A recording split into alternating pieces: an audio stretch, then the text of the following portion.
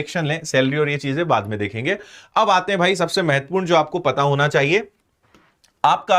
अच्छा, इसमें एक चीज और मैं आपको क्लियर कर देता हूं कि ये सिलेबस भी लास्ट ईयर का है ना, अभी नोटिफिकेशन आएगा। तो इसमें सबसे महत्वपूर्ण विषय जो हो जाता है वो हो जाता है पोषण एवं स्वास्थ्य, और आप जमील सर के साथ शानदार इस विषय को पढ़ चुके होंगे अब तक, अदरवाइज आप अभी भी पढ़ सकते हो। 55 नंबर तो केवल इस विषय के रहने हैं। फिर सामान्य ज्ञान और तर्क शक्ति, ये दो चीजें मिलकर फिर से 55 क्वेश्चंस बनेंगे। प्रबंधन और इसके गुण जो हैं मैनेजमेंट, इससे 45 क्वेश्चंस रहेंगे। शिशु की प्रारंभिक देखभाल और शिक्षा, इसके 45 क्वेश्चंस रहेंगे। टोटल आपके पास 200 क्वेश्चंस रहने हैं, 3 घंटे का आपके पास समय रहना है, और इसके अलावा इसमें नेगेटिव मार्किंग नहीं होती है।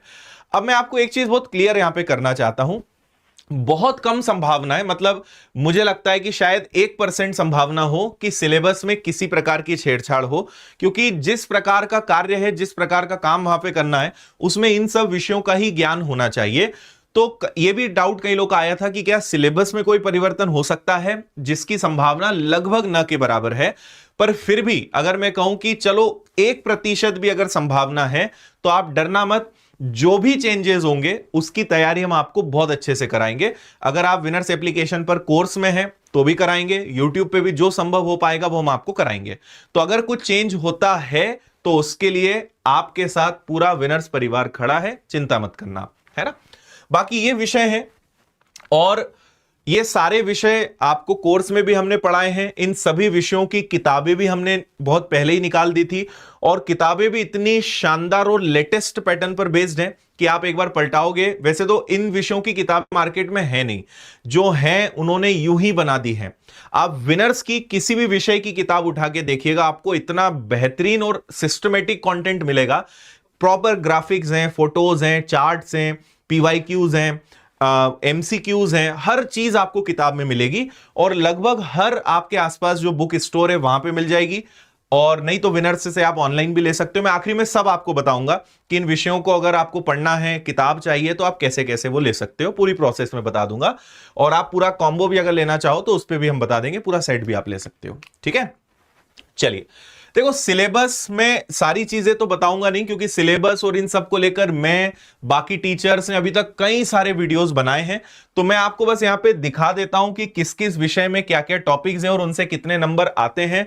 आप वीडियो को रोक के या स्क्रीनशॉट लेकर आप इन चीजों को समझ लेना, है ना।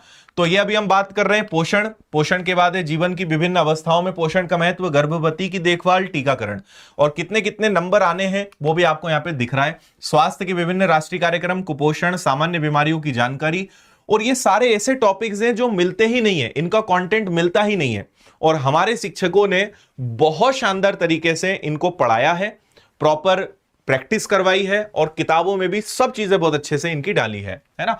इसके बाद सामान्य ज्ञान और तर्क शक्ति, तो सामान्य ज्ञान और सभी विभागों की योजनाएं। अच्छा, सामान्य ज्ञान शब्द से कंफ्यूज मत होना, यहां पे हिस्ट्री, ज्योग्राफी, पॉलिटी, साइंस ये सब नहीं है, इसका सामान्य ज्ञान कुछ अलग है।